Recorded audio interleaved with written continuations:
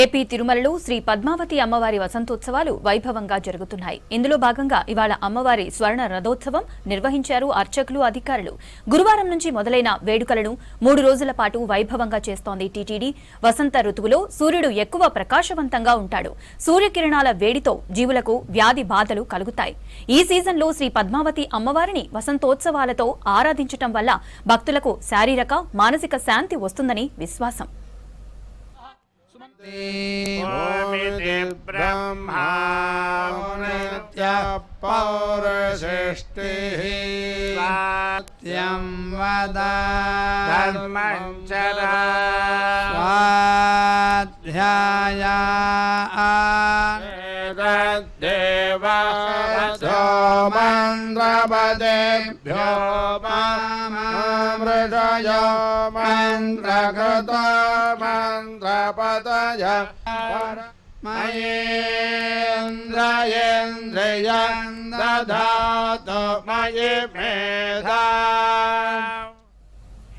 వసంతోత్సవాల్లో భాగంగా మొదటి రోజు అమ్మవారిని సుప్రభాతంతో మేల్కొలిపి సహస్ర నామార్చన నిర్వహించారు. గురువారం మధ్యాహ్నం 2 గంటలకు అమ్మవారి ఉత్సవమూర్తులని ఆలయం నుంచి శుక్రవారపు తోటకు ఊరేగింపుగా తీసుకువెళ్లారు. అక్కడ స్నపన తిరుమంజనం నిర్వహించారు. రాత్రి 7:30 నుంచి గంట పాటు అమ్మవారిని ఆలయ 4 మాడ వీధుల్లో ఊరేగించారు.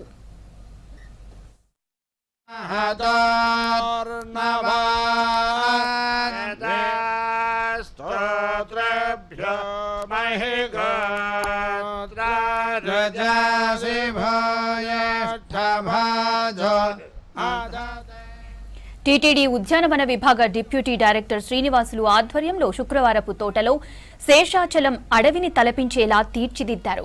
పచ్చని చెట్లు, పుష్పాలు, జంతువుల ఆకృతులు భక్తులను ఆకట్టుకుంటున్నాయి.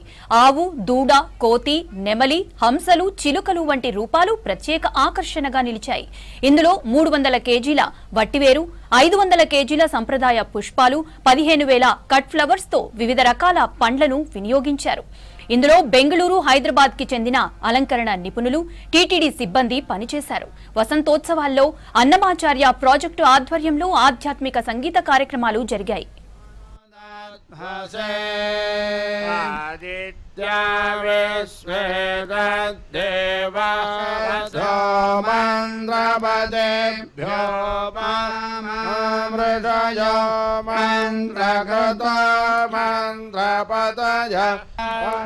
మయే